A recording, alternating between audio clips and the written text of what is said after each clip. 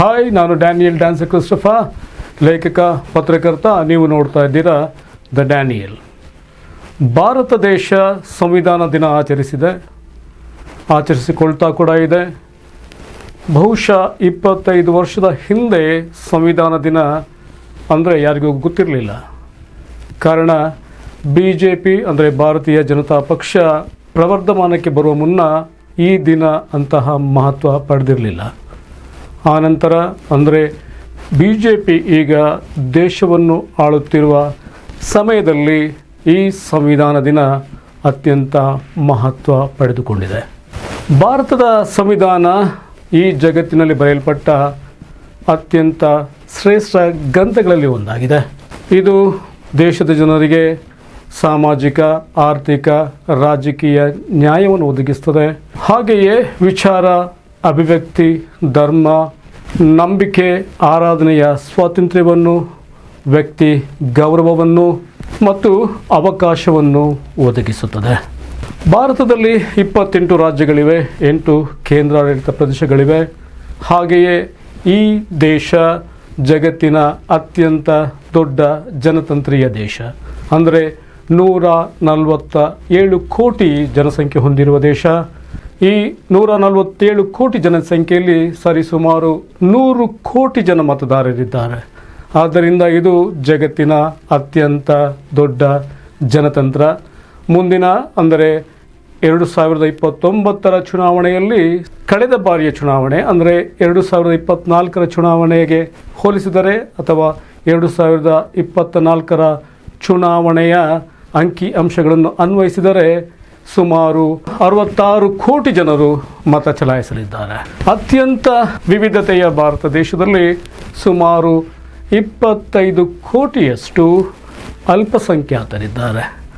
ಅಂದರೆ ಮುಸ್ಲಿಮರು, ಕ್ರೈಸ್ತರು, ಜೈನರು, ಬೌದ್ಧರು, ಸಿಖ್ಖರು ಮತ್ತು ಪಾರಸಿಗರು ಅಲ್ಪಸಂಖ್ಯಾತರ ಸ್ಥಾನಮಾನವನ್ನು ಸಂವಿಧಾನದ ಪ್ರಕಾರವೇ ಪಡೆದುಕೊಂಡಿದ್ದಾರೆ.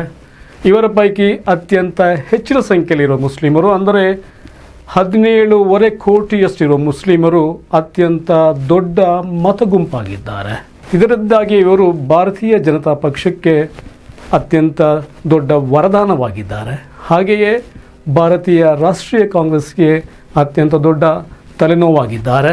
ಅಂದರೆ ಭಾರತೀಯ ರಾಷ್ಟ್ರೀಯ ಕಾಂಗ್ರೆಸ್ ಇವರನ್ನು ಓಲೈಸುತ್ತದೆ ಎಂಬ ಆರೋಪ ಹೊರಿಸಲಾಗ್ತಾ ಇದೆ. ಆ ಆರೋಪದ ಆಧಾರದ ಮೇಲೆ ಭಾರತೀಯ ರಾಷ್ಟ್ರೀಯ ಕಾಂಗ್ರೆಸ್ ಚುನಾವಣೆಯಲ್ಲಿ ಹೆಣಗಬೇಕಾಗಿದೆ. ಆದರೆ ಭಾರತೀಯ ಜನತಾ ಪಕ್ಷ ಈ ಅಲ್ಪಸಂಖ್ಯಾತರ ಗುಂಪನ್ನು ಅಂದರೆ ವಿಶೇಷವಾಗಿ ಮುಸ್ಲಿಮರು ಮತ್ತು ಕ್ರೈಸ್ತರ ಸಂಖ್ಯೆಯನ್ನು ತೋರಿಸಿ 80-20 ರಾಜಕಾರಣವನ್ನು ಮಾಡುತ್ತಿದೆ. ಆ ಮುಖಾಂತರ ಅಧಿಕಾರದ ಗದ್ದುಗೆಗೆ ಏರ್ತಾ ಇದೆ.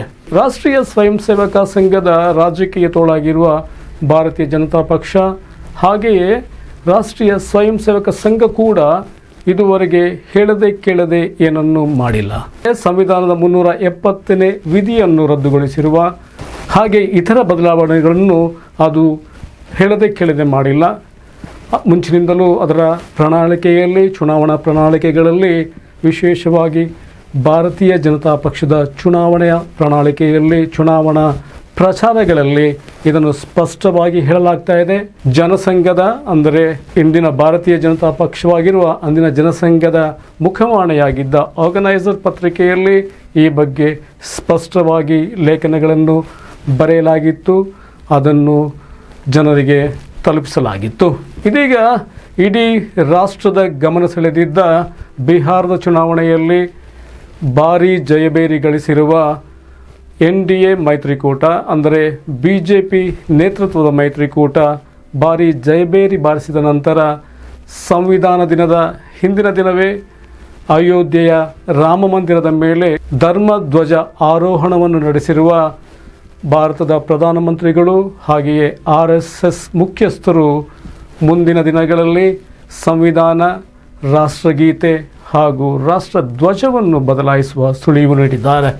ಅಯೋಧ್ಯೆಯಲ್ಲಿ ಮಾತನಾಡಿರುವ ಪ್ರಧಾನಮಂತ್ರಿಗಳು ಭಾರತದ ವಸಾಹತುಶಾಹಿ ಮನಸ್ಥಿತಿಗೆ 19ನೇ ಶತಮಾನದ ಅಂದರೆ 1834ರಿಂದ 1838ರವರೆಗೆ ಭಾರತದ ಸುಪ್ರೀಂ ಕೌನ್ಸಿಲ್ನ ಸದಸ್ಯರಾಗಿದ್ದ ಬ್ರಿಟಿಷ್ ಆಡಳಿತಗಾರ ಥಾಮಸ್ ಬ್ಯಾಬಿಂಗ್ಟನ್ ಮೆಕಾಲಿ ಅವರನ್ನು ದೂರಿದ್ದಾರೆ.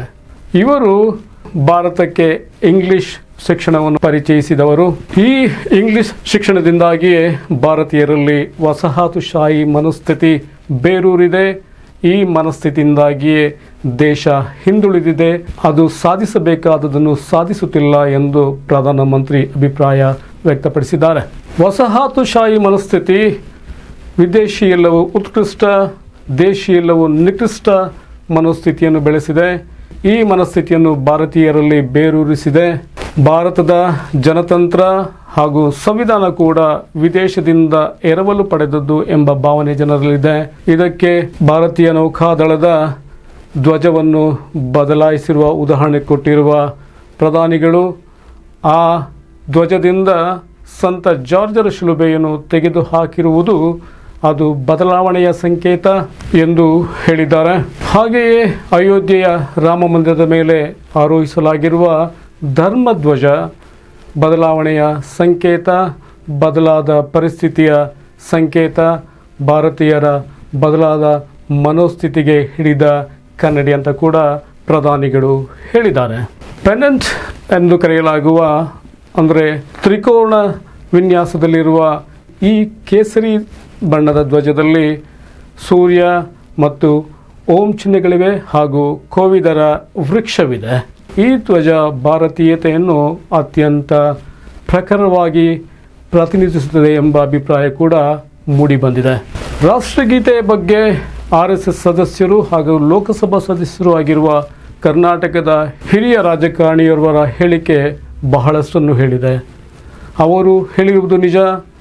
ರಾಷ್ಟ್ರಗೀತೆಯನ್ನು ಅಂದಿನ ಬ್ರಿಟಿಷ್ ದೊರೆ 5ನೇ ಜಾರ್ಜ್ 1911ರಲ್ಲಿ ದೆಹಲಿ ದರ್ಬಾರಿನಲ್ಲಿ ಪಾಲ್ಗೊಳ್ಳುವ ಸಲುವಾಗಿ ಆಗಮಿಸುವಾಗ ಅವರನ್ನು ಸ್ವಾಗತಿಸಲು ರವೀಂದ್ರನಾಥ ಟ್ಯಾಗೋರ್ ಅವರು ಬರೆದ ಗೀತೆಯಾಗಿತ್ತು. ಈ ಗೀತೆಗೆ ಸಂಗೀತವನ್ನು ಸಂಯೋಜಿಸಿ ಸ್ವತಃ ರವೀಂದ್ರನಾಥ ಟ್ಯಾಗೋರ್ ಅವರೇ ಆ ಗೀತೆಯನ್ನು ಹಾಡಿದ್ದರು. ಮುಂದಿನ 10 ವರ್ಷಗಳನ್ನು ಈ ವಸಾಹತುಶಾಹಿ ಮನಸ್ಥಿತಿಯನ್ನು ಬದಲಾಯಿಸಲು ಮೀಸಲಿಡಬೇಕೆಂದು ಪ್ರಧಾನಿಗಳು ಹೇಳಿದ್ದಾರೆ.